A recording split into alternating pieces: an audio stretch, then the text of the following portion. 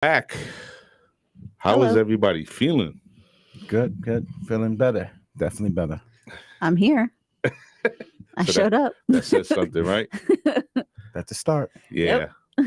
Everybody was definitely feeling under the weather last week. We were all held captive behind some funny bug that was going around, but we're all back at Brooklyn Podcasting Studios, Boop boop. and tonight we have a very exciting show. Um, speaking to somebody who is going to give a lot of himself. So I hope everybody, as you're coming into the room, just let us know that you're here, and we'll start the conversation.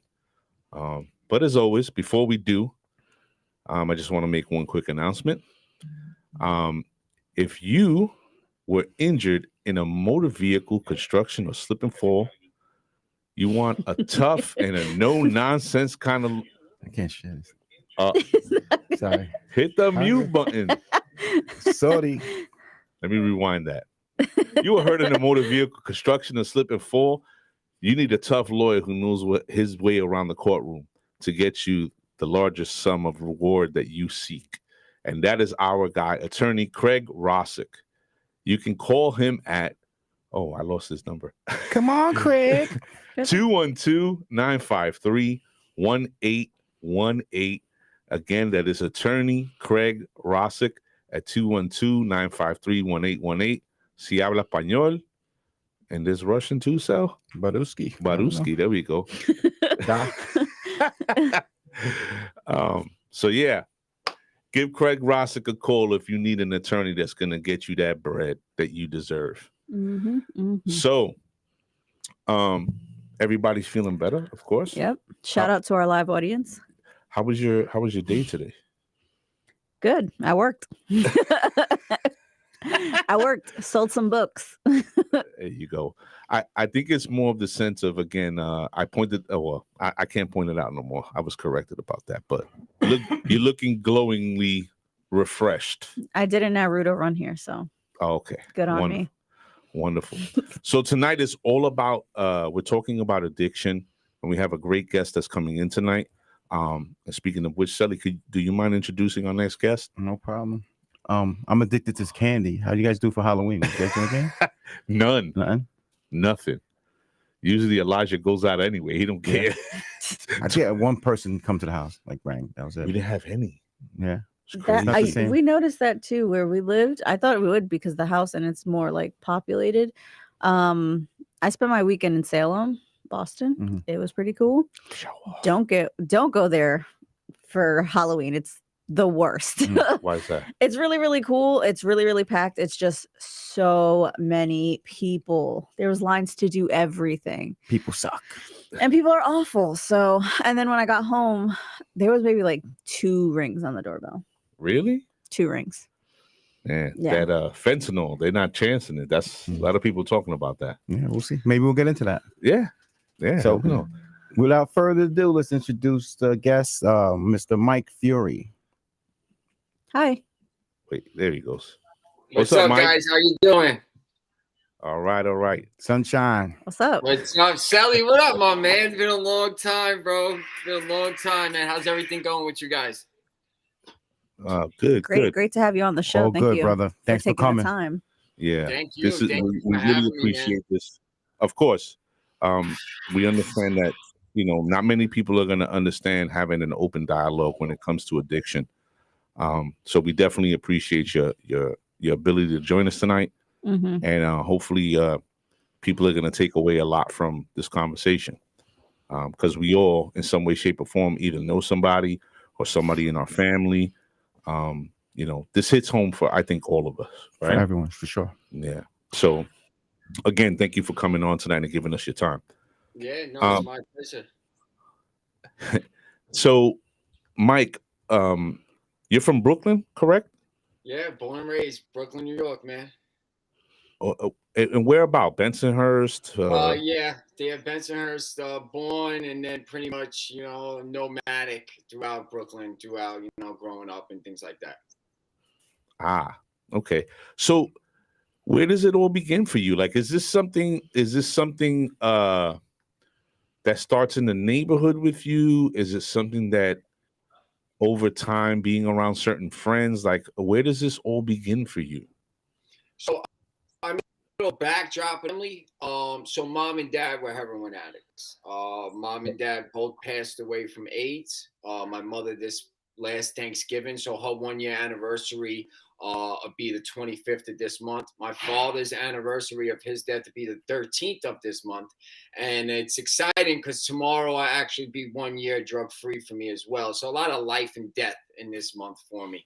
But yeah, so both my grandmother's alcoholism, grandfather heroin, uncle heroin.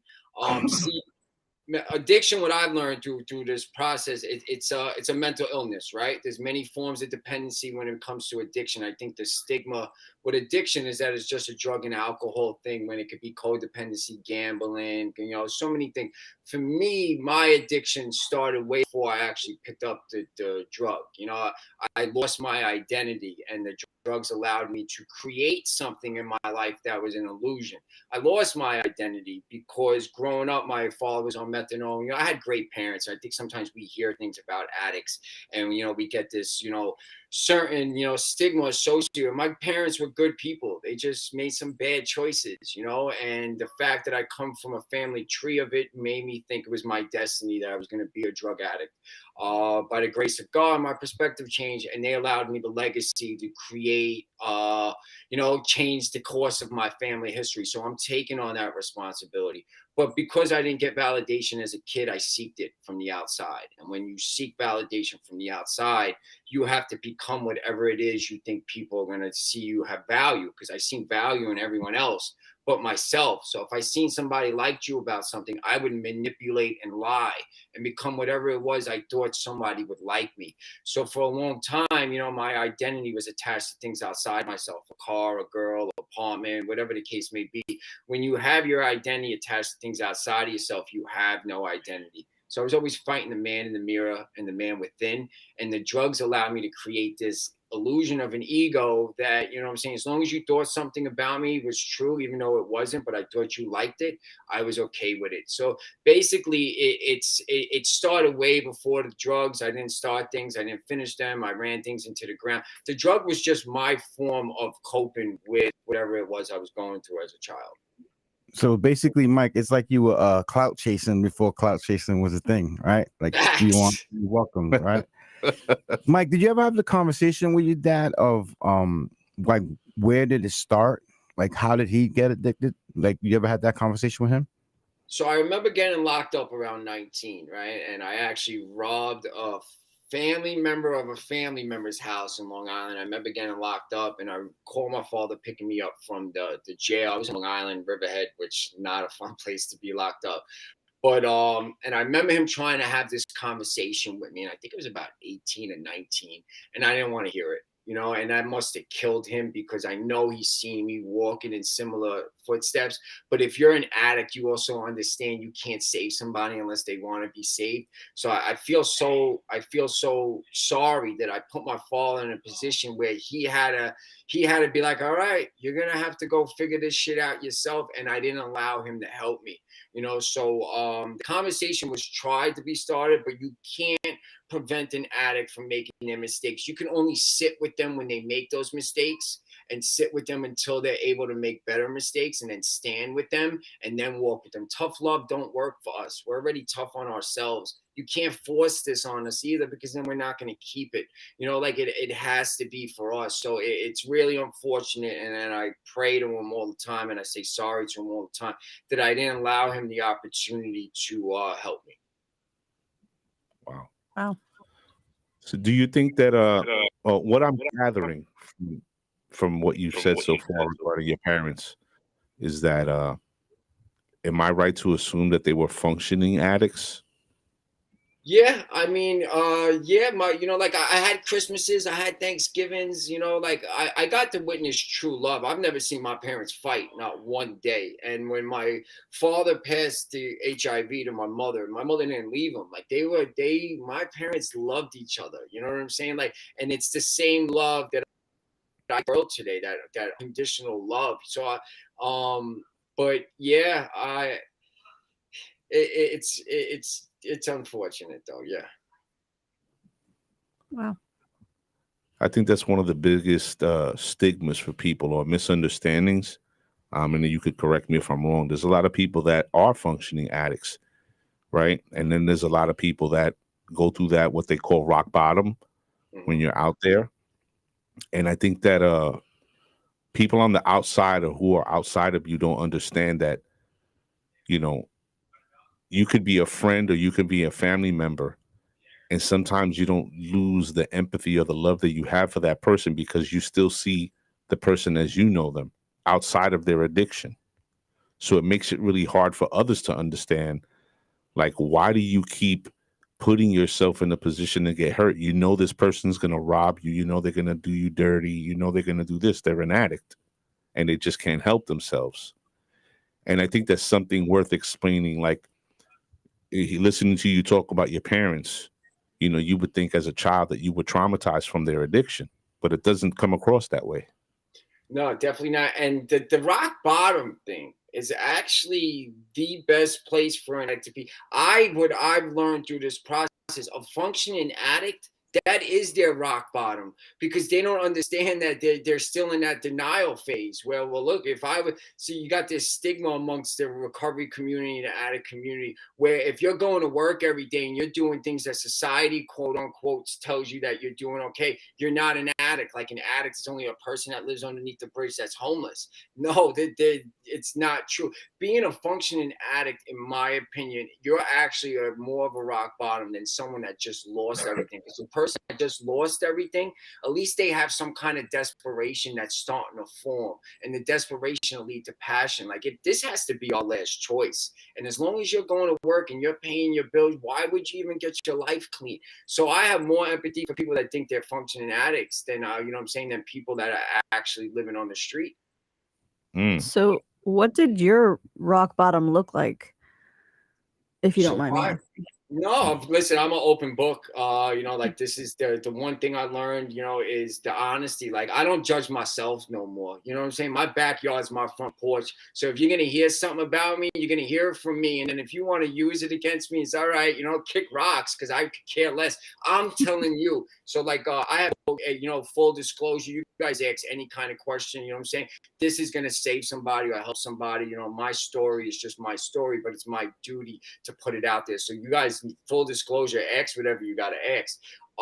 So my rock bottom was, I can't specifically say one thing, because my rock bottom was just me scraping my face along the ground for about 20 years. You know what I'm saying? It was just accumulation of things. I don't ever think it's one thing, because if someone does tell you it's one specific thing, there was so many actions and things had to be done to get them there. I can tell you where my spiritual awakening occurred, you know what I'm saying? Like, where my perspective changed, because perspective is our potential, is when my mother passed away on Thanksgiving. I was living in treatment. I was still in treatment. A year ago to today was the last day I got methadone. I was on methadone for almost 14 years, like 120 milligrams, like I still don't sleep. I sleep maybe 2-3 hours a night. But my spiritual awakening was my mother passed away. My mother was my plan B. Like, I didn't have to take care of myself. I lived at home. When she was removed, and this is why I don't question God's wisdom and God. When she was removed out of my life, my B was gone. When you have a plan B, you never go hard enough on plan A. So when she was removed, I had to find myself. I had to stand up for myself. I had to learn to love myself. And by her being removed, she became my why. I became my how. Like, I don't look at death, I think, how some people look as death. Like, death is, to my mother's death, to me, I don't look at the time I don't have with her. I appreciate the time I did have with her. Plus, my addiction's not going to get my mother's death. It got my father's death. I will cry. I will be upset. I will be sad, because every time I feel those feelings, my mother comes back to life. Every time I feel those feelings, I never want to stop crying when I think about my mother. I never want to stop being sad when I think about my mother, because every time I do that, something comes over me and she comes back to life. So, like, that's my perspective on death, and that's where my life changed as far as my perspective on it. Oh, that's beautiful. That's definitely a different way to think about it. A lot of people don't think about it. That's kind of you bringing her back. Like you said, you're bringing them back to life by even thinking about them. So that's really admirable. So we spoke about kind of the ending of you're not necessarily your rock bottom, but kind of where you started. So where did it like begin? A lot of people, I know you said it runs in your family, but a lot of people will either have like an injury or something like that. Where did it kind of begin for you? So for me, if I had to describe it, right? So complaining and confusion were my two best friends. Because complaining and confusion were my two best friends, doubt became my advisor. When doubt became my advisor, I needed something to create an ego to make me think that I was better than what I was. The drugs became the solution to a problem, right? The problem is it just stopped working. And because I was on the drugs had just allowed me to escape. At first, they were magical. Like, I'm not even going to hold nobody. Like, the drugs took me to a place I didn't even think was possible going, but eventually that goes away. So like for me, it actually started like a little bit after, I want to say, high school. I played sports throughout, my young childhood or whatever. So the sports kind of keeps you away from it for a while, especially if you're in like a Celi knows, you know what I'm saying? Especially like if you're traveling and stuff like that, you become part of a family and it kind of keeps you removed from the streets a little bit. But because of the drugs allowed me to create an ego, I was able to be anybody I wanted but myself. It was really more like an eternal thing for me. It was more like it wasn't really the drug. That was just a dependency that I happened to pick up from it. I think everyone suffers from some kind of addiction in their life. I think addiction is the most common human behavior of mankind. Mm-hmm. You think that today young people are a little too given too much free reign to fall into the pitfalls of addiction, with the growth of synthetic drugs such as, fentanyl and Xannies and all these easily accessible prescriptions? So I travel the country and I speak on fentanyl awareness. I work with organizations like Voices for Awareness and Facing Fentanyl as the families affected by it. I think what the difference is now, I think drugs were always accessible through the phones. Now it doesn't matter if you live in a nice big gated community with a little security guard at the front. The cartels in the phones now, like they're able to reach the kids. And what's funny with social media, it's like the phone company, right? You can't sue the phone company if someone calls you and says something over that phone line. So you can't sue social media because people are making these profiles selling their kids drugs with a menu and everything. The biggest difference is though, the fentanyl, you hear overdose, right? Overdose is the definition is an excessive use of drugs, right? It was made for us.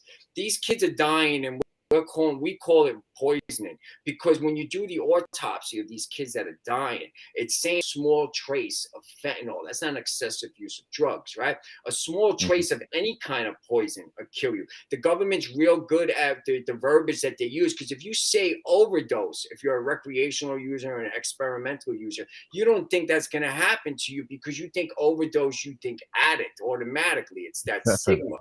Yeah. Wow.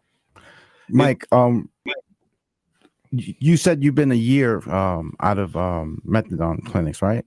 Yeah. Now, how's that everyday struggle? How do you do it? How do you get through your day battling this?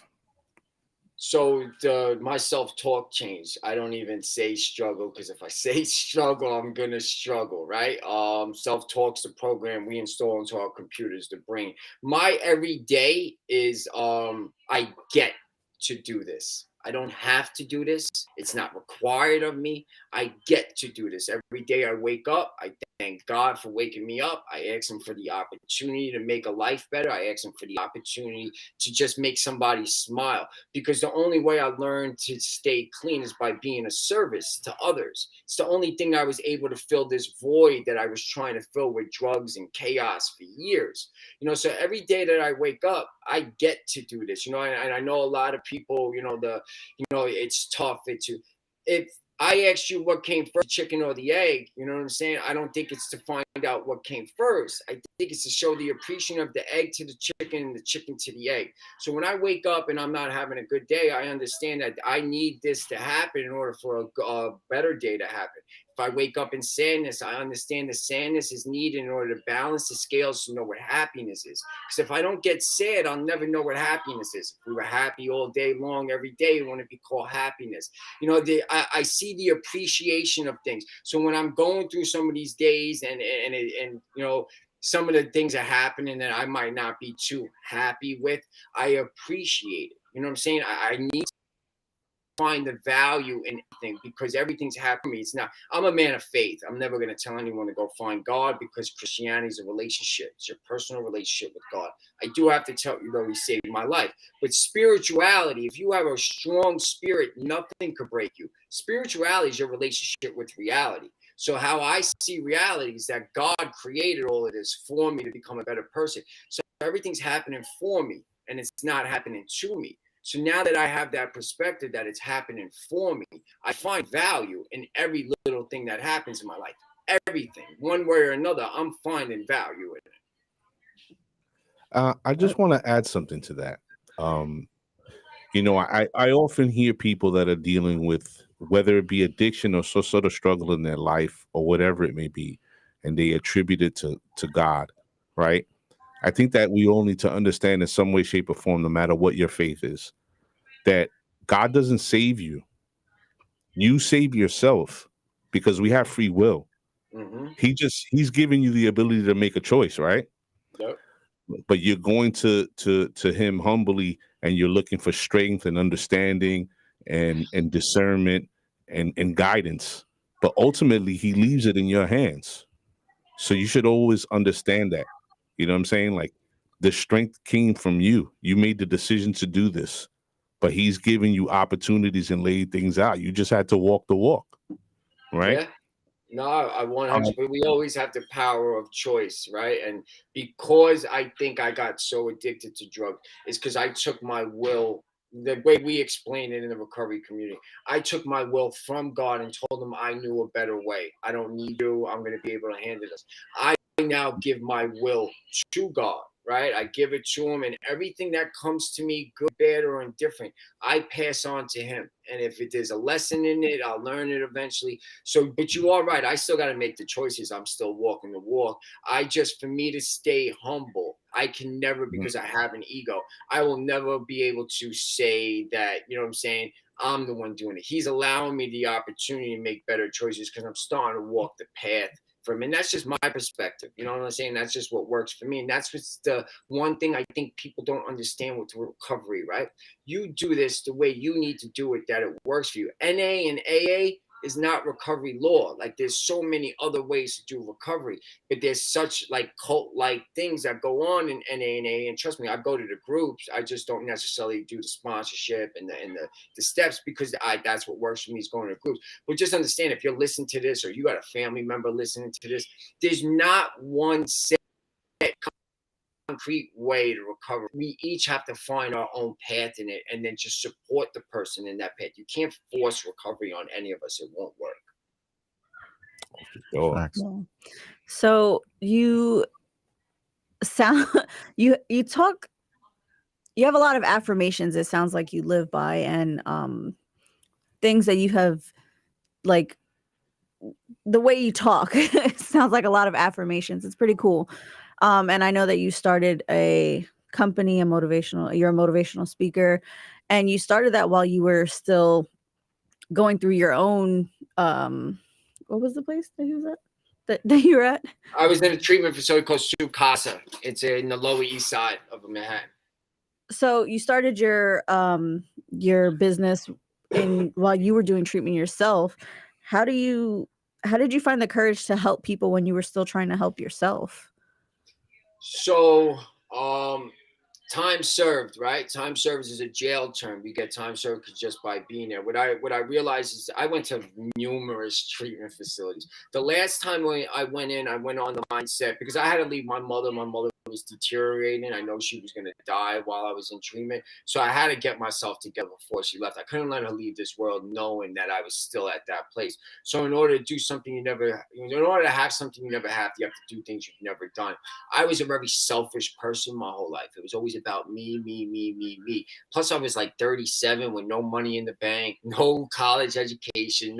So like, what did I know? So I know addiction. I know drugs and things like that. So I just basically turned my mess into a message and just started a nonprofit that helps addicts, and it's actually like a worldwide network right now. My Inspire to Inspire, but what it allowed me to do was find my purpose. Right? They say search for your talents, you find your passion. Search for your passion, you find your talents.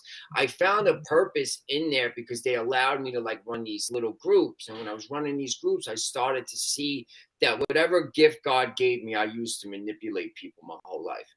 He allowed the patience and kindness with me for me to learn how to turn my manipulation into influence. I started seeing that people were really catching on to the things I was saying.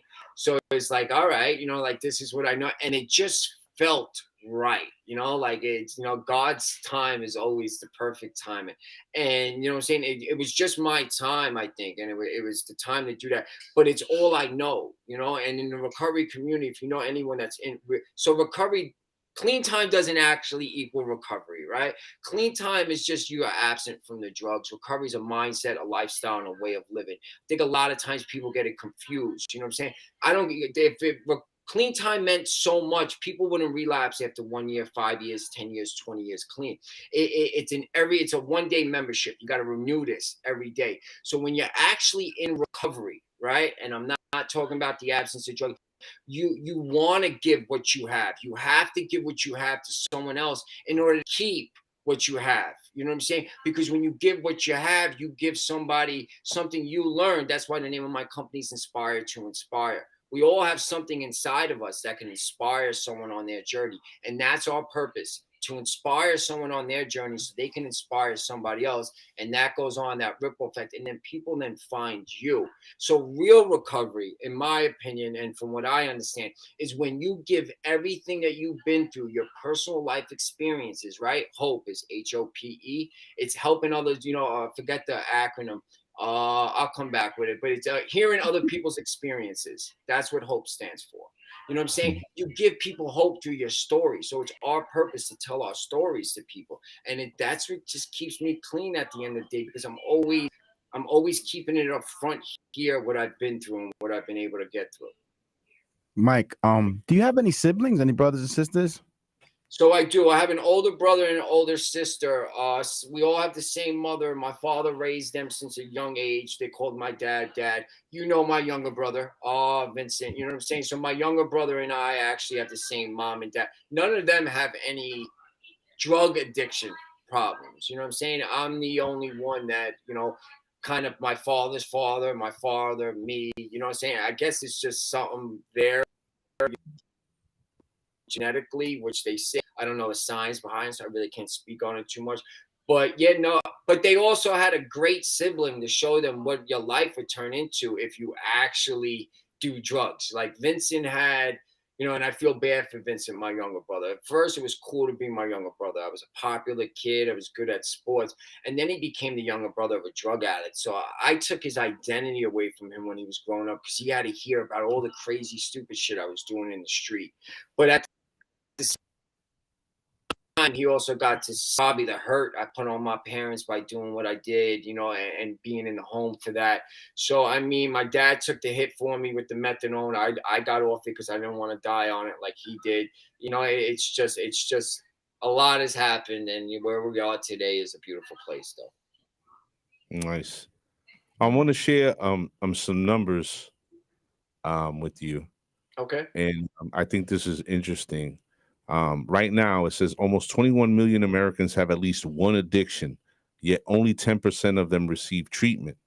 Mm-hmm. And drug overdose deaths have more than tripled since 1990. Alcohol and drug addiction cost the U.S. economy over $600 billion every year. About 20% of Americans who have depression or anxiety disorder have also a substance use disorder.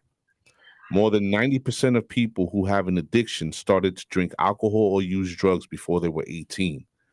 And Americans between the age of 18 to 25 are most likely to use addictive drugs.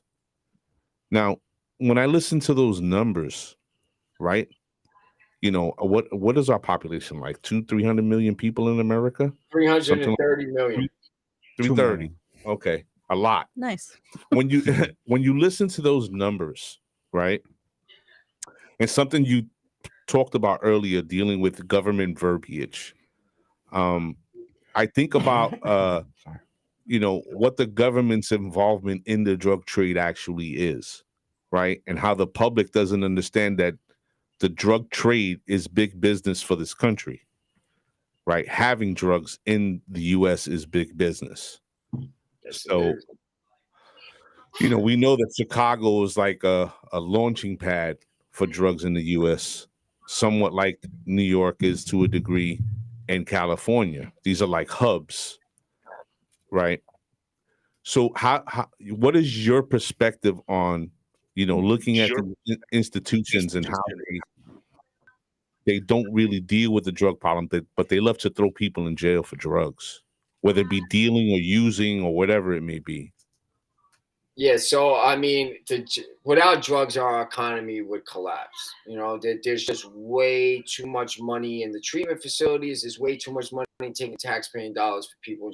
So Portugal made drugs legal, right, up to recreational use. They didn't make heroin and stuff legal. So it does decriminalize it. So it does keep people off the streets. Our government might not be one of the best, right, when it comes to the drugs and everything in there. Because listen, enough fentanyl comes into this country on a monthly basis to wipe out the whole population. That's why I know how much is in our country, because I know some of these statistics and I'm going to speak on. So on a monthly basis, there's enough fentanyl coming into our country to wipe out the 330 million. I'll give you another stat. You know those sugar packets and sweet and low packets?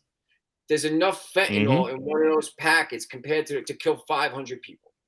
You know what I'm saying? Wow. What it is, it's supply and demand right now. It's so cheap. I never heard of growing up cutting a drug with a stronger agent. Like if you had cocaine or dope, you cut it with something that would dilute it, so you would make more on whatever it is you bought because you made more of the quantity of it, right? Fentanyl is the total opposite. Fentanyl is stronger than what they're putting with it. So now it's made with fentanyl. Like if you're buying pills off the street, understand they're pressed with fentanyl. 100% they're pressed with fentanyl. The only ones that aren't are the ones that are coming from pharmacies or doctors. You know what I'm saying? It's wiping out our children. And a lot of people were like, you know, with the Halloween, I heard you guys talking about it. Maybe they're not targeting the kids. Maybe that's the way they're distributing it across the border. But all I know is our kids are dying, right? Our children are dying. Kids are disappearing. You know what I'm saying? If you were fighting a superpower like America, right? China, Mexico, you know, things like that, you can't beat us one-on-one through our military. I know from like just reading some things in history, like medieval times, larger empires would require children for payment, so you weren't able to build your army against them to fight, right? If you think about it, like what a great way to beat us, you know, in a long-term fight. You take our children out, the future politicians, the future professors, the future teachers, the future doctors. You know what I'm saying? Like our kids are dying. So like if you know what I'm saying, it's gonna reach everybody one way or another, whether it's you directly or a family member or a friend. So like if you could get prevention and awareness, even, you know what I'm saying, like I go to high schools, I go to elementary schools, I go to colleges to speak, because not talking about something doesn't prevent it from happening. You know what I'm saying? But we're in this country, treatment facilities are flawed. They're not designed. They're designed to get you off the drug. They're not designed to keep you off the drug. You know, like while you're there, you get off and then they throw you right back out on the street. Why don't you help us build our credit? Why don't you help us with resume building? Why don't you help us with job training? Why don't you help us with housing after the fact, so a kid don't have to go back to the block, so the kid don't got to go back to that dysfunctional family? It's a vicious cycle. So my thing, what I try to promote is I try to show people the value that they have within through their pain that they've been in through their life, and turn their pain into action, because that's the only way that I've seen being able to help people, is by using what happened in their past and showing them the value in what happened to make a better future. Because right now our curriculum is outdated and we cannot keep up with this fentanyl right now, the way they're going about things. That's a fact. Mike, we do a monthly segment with the girls here. It's called the Canna Kitchen, right? And they're big on the cannabis. So in the recovery world, how is it? Is it frowned upon, cannabis? Is it welcomed? Like is it a gateway? Like how's it spoken about? So, I mean, for me personally, I support anybody that says that's their recovery. If you think you could have a drink on the weekends and say you're in recovery, who am I to say you're not in recovery? If you could smoke weed and it doesn't, not every person, it's like me personally, I can't smoke weed. It might not be a gateway, but it doesn't allow the gate to close for me, right? And I had to learn that lesson for a long time. I kept thinking that I could smoke weed. Where I'm at in my life when it comes to recovery and supporting addicts in recovery, I'm going to support you in whatever you think is going to work for you. And if it doesn't work, I'm going to be there to sit with you until we figure it out. I have no right, at the end of the day, nobody to tell someone what is and what isn't. You know what I'm saying? The world looks at, I think, how us addicts treat each other on how they treat us. You know what I'm saying? I know people that microdose mushrooms and they got rid of their PTSD. I know people that have done many things that might not.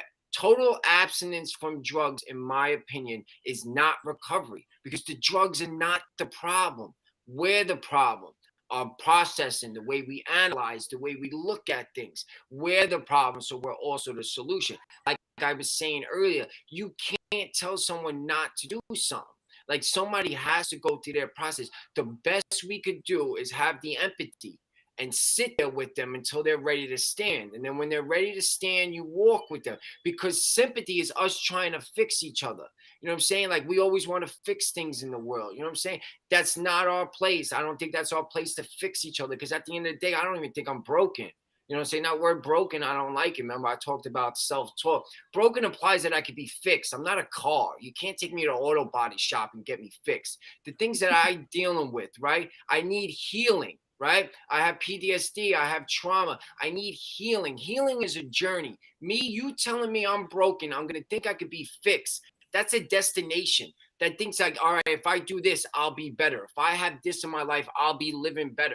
No, life is not, the only destination in life is death. And I'm not trying to get there anytime soon. It's the journey of life that we need to understand that when we fall, we get back up. Life isn't right and wrong all the time. It's just fall and get back up. A lot of people in the recovery community are pushing their values and beliefs on other addicts. And when you do that, you push them away. That's why a lot of people don't go to NA and don't go to AA, because when you go to those groups, they're telling you how to do your recovery based on what they work. I will never put my values and beliefs on anybody else. They're mine. They're working for me. I want to hear yours, especially if they're different, because different perspectives is how we learn. I don't need people to agree with me. I don't need to be understood. I don't need that. I know what's working for me. I'm going to keep it going, and becoming my true authentic self is the only way. The only way I feel we can inspire each other is by just becoming happy and satisfied with where we are in this moment. I think that that was a very interesting way of putting it. I don't think I've ever had a conversation with somebody who's framed it in that manner. And I think that is the truest way to understanding what it means to, one, be an addict, and two, how to recover from addiction. And it goes into a lot of life, life in general, right? Yeah. Like, you know, people like when my mom passed away and they'd be like, oh, I'm like, did your mother pass away? You know, like, I'm dealing with it this way. Dude, leave me that alone. You know, that's a fact. You can't, there's nothing it's like grief. Deal with grief. Everybody deals with shit differently. And I think that's the best way to put it. Like, I can't tell you anything. I don't know what the fuck you're going through. The best thing you could do for somebody is just be there. Right. And it's really, and I'm going to bring it back to the point that I made earlier. It's really hard for somebody on the outside to empathize or understand somebody who's in that position, because you're not that, like, somebody you love is going through addiction. The person that's outside of you is not going to understand the things that you do, because the relationship is different. You see, it's a whole different dynamic, and it sucks because you want to care for somebody, but you don't want to deal with that weight. And Mike said it best too, though. It has to be on the person. You know what I mean? Like, I love you, man. I'm here for you. But if you ain't looking for help, I'm sorry. You got to do it yourself. You got to get ready. That's crazy. We That did have is- a question. Yeah.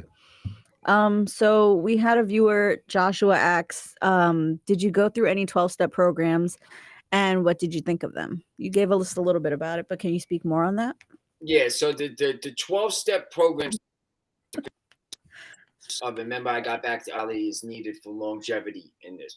The 12-step program helps you find that higher power. They call it higher power. It could be anything, right? It could be anything whatsoever. Like some people say the suggestions they get are their higher power. Not everyone believes in God. Listen, I didn't believe in him a long time. I cursed him for a long time. The 12-step program allows you to get some kind of structure in your life. It allows you to learn things about yourself. You look within, you look for your character defects. You make amends with people that you need to make amends to, because we're holding on so much baggage, right? Secrets are like anchors on boats, right? The anchor on a boat keeps it in one place. As long as we're living with these secrets of these things we've done, we're never going to be able to move on from them. The steps allows you to walk through a process, right? A process that's known to work, right? That allows you to start peeling these layers off of you. But just understand it's not easy. It's like peeling an onion. Like you cry, you know what I'm saying? You're going to go through these emotions. So I recommend the steps. I recommend the sponsor. For me personally, it wasn't needed, but you got to remember the steps are derived from the Bible. Like everything's derived from the Bible. It's the oldest book at the end of the day, right? So like the steps help you. Me, my 12 steps is the Bible. My sponsor is my pastor. You know what I'm saying? So I have that structure in my life, but getting back to recovery being your own way, there's many ways to doing it. So if you have someone that's in grips of addiction, right? And they don't have no way out and you don't know how to help them, you know what I'm saying? The steps will help getting them to meetings. It will help because then they'll be in an atmosphere where they're going to hear stories of stuff that they might have did or feelings they might have had. Those rooms give you the imagination of living a better life. Remember, it's not what we don't know that stops us in life. It's what we do know, right? Knowledge without imagination will limit you. We lose the imagination as we grow older because we become adults and society tells us, no, this ain't good. You can't do this. You can't do that. But when we were kids, we were Superman, we were Spider-Man, we were Wonder Woman, we were jumping off things because we didn't have the knowledge that the society tells us that, no, you can't act like that. No, don't jump off that. You'll break your arm. So what happens in those rooms is you start to get the imagination because your knowledge is that you might be a piece of shit.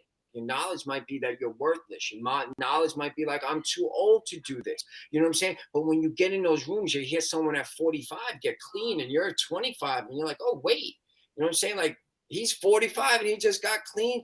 So it's the imagination. So I highly recommend the steps. I highly recommend the sponsorship. I highly recommend going to the groups. Me personally, I didn't need the sponsorship, like I said, but the rooms helped because it allowed me to get the imagination that I could live a better life. And it's real important for us to get with. But we were bringing up something I just want to talk. So addiction, right? My thing, I speak to a lot of people that aren't drug addicts, right? So there's a lot of times I want to try to explain how this is a mental illness. Everyone, the one universal language I understand by traveling and speaking is pain, right? Pain is a universal language. We've all gone through pain. So even though you might not have gone through a pain of addiction, right, as far as with drugs in you, just think when you wake up in the morning, you say you need coffee or you want coffee. Because if you say you need coffee, you're addicted to it. Take that coffee out of your life for a week every morning and tell me how your mood's going to be. Tell me how your relationships with people are going to be. If you don't think you're addicted to nothing, every time you think about picking up your phone, put it down for 24 hours because that's what we deal with on a daily basis. You know what I'm saying? The stigma of addiction is that it's a drug and alcohol thing when it's not. You know what I'm saying? We're all addicted to something. Even work, there's no such thing as good addiction. There's good habits. If you go to work every day and you neglect your family, that is not a good habit. That's an addiction. You're not making choices of a sound mind. Everything is about that one thing, just like us with drugs. You know what I'm saying? You go to gym every day. When you miss a day at the gym and you feel like shit and you're an asshole to people, just understand that's why we act the way we do. You're addicted to the gym. Good habit is when you don't need to have it in your life every day and you don't become an asshole. When you still take care of your things. So my whole thing is to change the conversation that the stigma of addiction is a drug and alcohol thing when it's not. We're all addicted to something, but the way we're living in a world right now to be divided by everything, that we think there's different things. I'm trying to bring it all together because we're meant to work together. God, I believe, puts us through pain so we can find each other because it is the universal language. I would love to be, but it's so hard for people to love each other because we think it's a feeling. Love is not a feeling. Love is an action. It's doing things despite how you feel. So if you have love for yourself, self-love, it's not how you feel for yourself. It's doing things for the betterment of yourself despite how you might feel in that moment. Wow, that is beautiful. Can we get a mic drop? That was beautifully said, definitely. So can you tell us a little bit about your nonprofit, what it does, like how to get to it? Can you plug it and tell us what you offer? Yes. So my nonprofit, Inspired to Inspire, is basically a worldwide network that helps addicts connect. So what you see behind me right there, the Sober, I'm wearing the shirt. It's called the Sober app, right? I'm a partner with the Sober app as well as director of the outreach with the Sober app. Sober app actually brings all the amenities of recovery into one place. Right now, we're under a redevelopment phase where it's going to be bigger and better than ever. Inspired to Inspire is just a place free of judgment that it's kind of like a conduit, right? I connect people. You're a small town in Scotland, you got nobody to talk to. I'll connect you with someone that has a similar story in California. Right now, it's just a conduit of resources. You know what I'm saying? I'm also an advisory board member to Facing Fentanyl and Voices for Awareness. Those are the families affected. So now the recovery community is now fighting with the families affected by fentanyl. These are mothers and fathers of the children that they lost. We're actually working together right now. I'm going to be in an event in Ohio this weekend called Bridging the Gap. We're coming together to fight this war because if you think about our military, right? Air Force, Marines, Navy, they don't necessarily like each other, but they fight together for what? To get that victory, to win that war. We need to start working with each other, whether we like each other or not, to start winning against this war of quote unquote spiritual warfare, because that's what it is at the end of the day. Like there's a lot of darkness in this world, and the only way for the light to, I think, win is that everyone that's doing this in a different way, fighting things in a different way, fight one thing out. If you want to learn about Inspire, if you want to download the app free right now while it's in development phase, if you want to get awareness and prevention for fentanyl and understand the statistics and what's going on out there, because our government is not going to tell you how it's really going down, because some of them don't even really know, and that's the sad thing about it. You can go to my Instagram. It's Mike Fury 118, MikeFiore 118, and in the bio, everything that's there is there. Or you can reach out to anyone on the set. They have my stuff. They can link us together as well. Yes, sir. I did have a question. I know you said it was doing a lot of fighting for it, and you spoke about how the treatment facilities don't really offer much of building your life after. Do you guys have something that's similar to that, or are you working towards like helping people kind of understand how to build credit or get jobs? Do you guys offer anything like that, or are working towards? So the Sober app has all those amenities. Like it has PDF books, audio books, motivation coaching, life coaches. It has, you could get certified through. We have college courses on there where everything that is lacking in treatment, because you gotta understand it's insurance, right? That's paying for you, especially if it's Medicaid. Medicaid, it's gonna pay for you to go there, and like in New York, they get you on public assistance. The places are run down, and then even through private insurance, because I work in treatment now in California, you know what I'm saying? And the private insurance, the places are better, but there's no long term. You know what I'm saying? There's no long-term treatment. It's like 30, 60, 90 days, and then they send you to a sober living. And there's sometimes more drugs in the sober living than anywhere else. So you're never going to be able to run from the drugs. If you're trying to run from them, unfortunately, I'm sorry to tell you that you're never going to. So we need to start building more of the community. You know what I'm saying? So we have like little chapters in different states, and it's very important to get involved in giving back.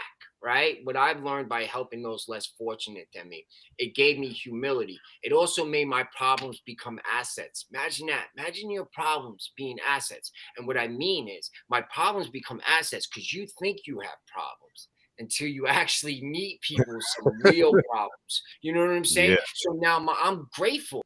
I'm thankful and grateful for my problems because they could be worse. So that's why you need to get out there and be of service to other people and help people less fortunate, because that for me is the only true way to stay in. Remember, recovery is a mindset, lifestyle, way of living. It's not the absence of drugs. The only way to actually have that void filled is by helping more people, you know what I'm saying, and not wanting nothing in return from it either.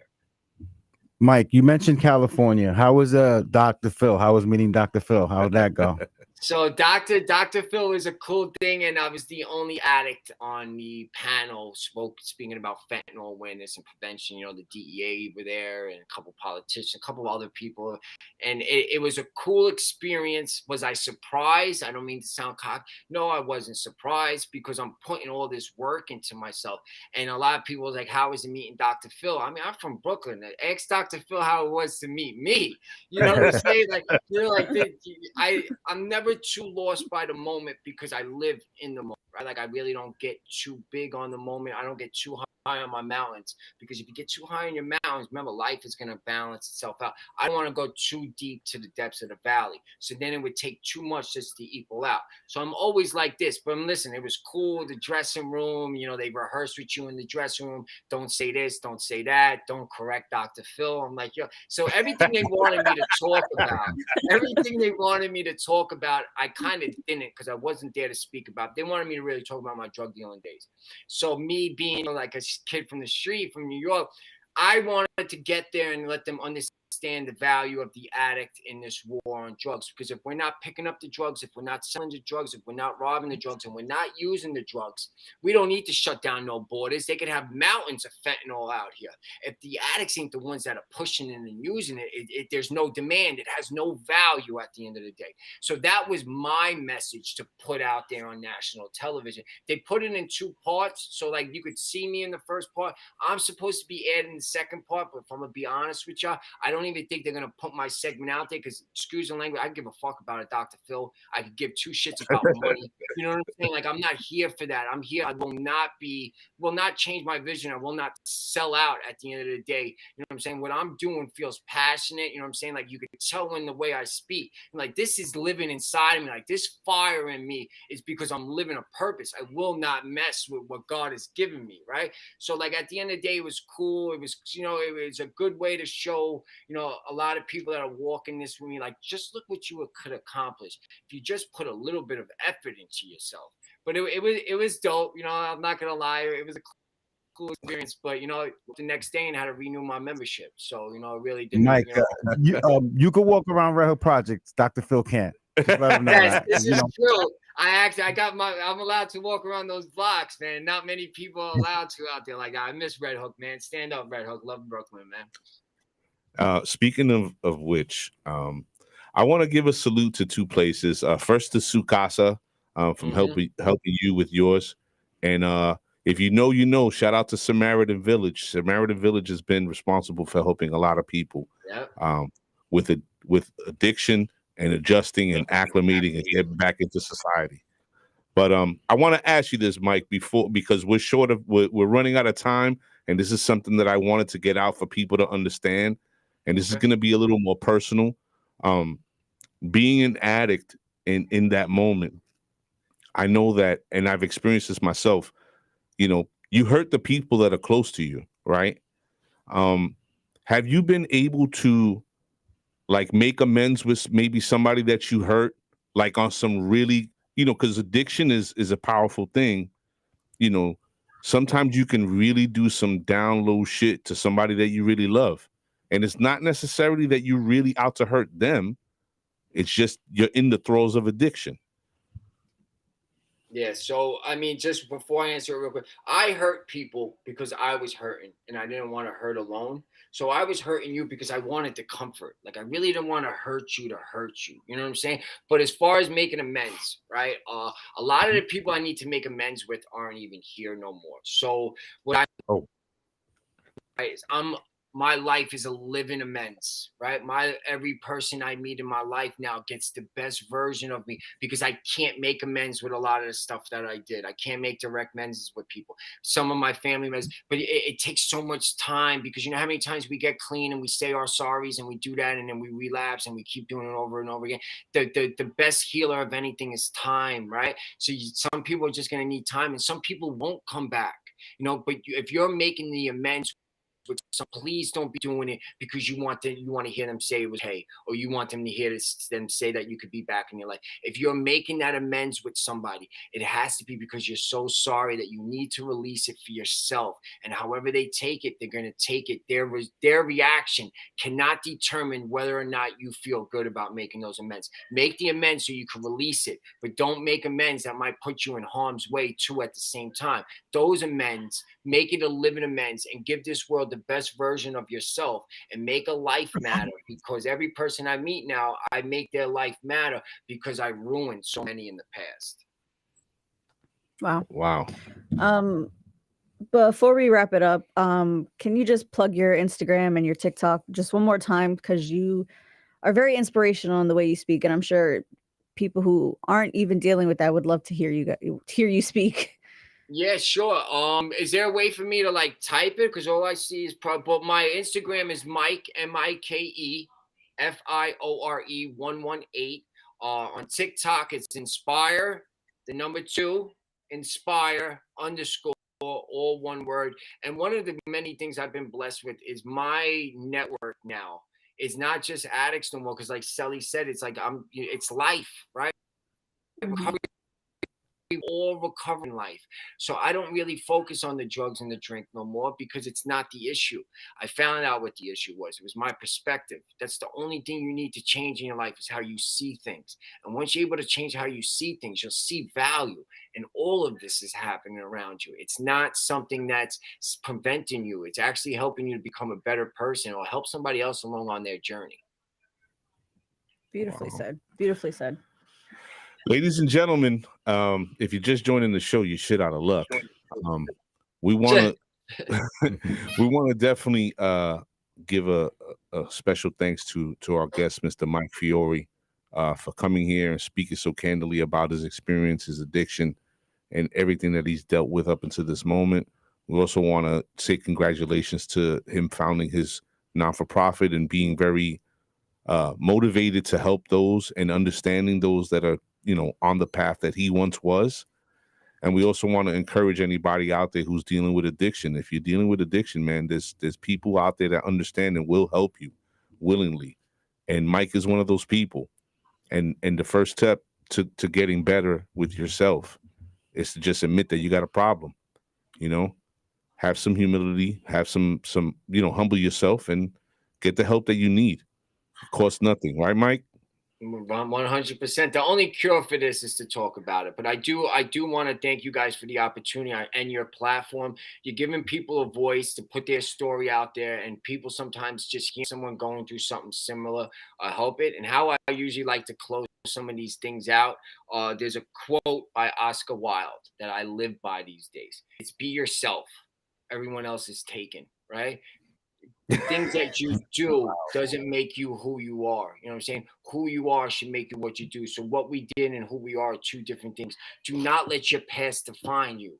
Let your past teach you how to become a better person today, so tomorrow you could become your hero. It's never over yet. As long as you're waking up, just wake up and keep fighting. If you're dealing with addiction, you got a family, please reach out to the set or reach out to myself. We will find you some help one way or another. I don't care what state or country you're in, we'll find you help. It's what we do. You know what I'm saying? But please do not try to fight this alone. You know what I'm saying? You can't do this alone, and don't even try to do this alone, because I need you in my life in order for me to keep moving the way I'm moving. Yes, sir. Mike, yes, Mike, please. I don't know if it was your rock bottom. I know you for a long time. I know the struggle you went through and been going through. I'm proud of you, man. Super proud. I'm happy. And congratulations on your year. And keep fighting, brother. Keep fighting the fight. Yes, sir. Yeah, man. And I'm taking action. Love you, bro. Yeah, man. Thank you. Thank you. Sorry about that. Yeah, man. Thank you, sir. I still remember that play you taught me in football. That one play where the guy cuts underneath. I used to use that all the time to throw touchdowns. I ain't gonna hold You you. know it. You taught him the Y play? Call him couple calls. Yes, Oh, he taught me the one play. Give him a couple times. All right, Mike, we're going to tuck you in the green room. We're going to close out the show. Can you sit tight for 1 minute? Yeah, I'm here. Awesome. Ladies and gentlemen, inspire to inspire, Mr. Mike Fiore. Thank you so much, brother. Wow. Incredible. No, What a great show. I wish he was here. Yeah. If we would have got that, it was tight. Yeah. Last week we had that tight window, and then we all got sick anyway. So. Yeah, but we'll bring him back. We're gonna bring him back for sure Yeah. when he comes back to New York. I think just listening to him on video, and I'm like, It's inspiring. truly For sure. a different perspective. We spoke to Ricky Adorno. Shout out to Ricky, man. Ricky Adorno's upstate New York. He's doing this thing, still helping people, counseling, bringing people through.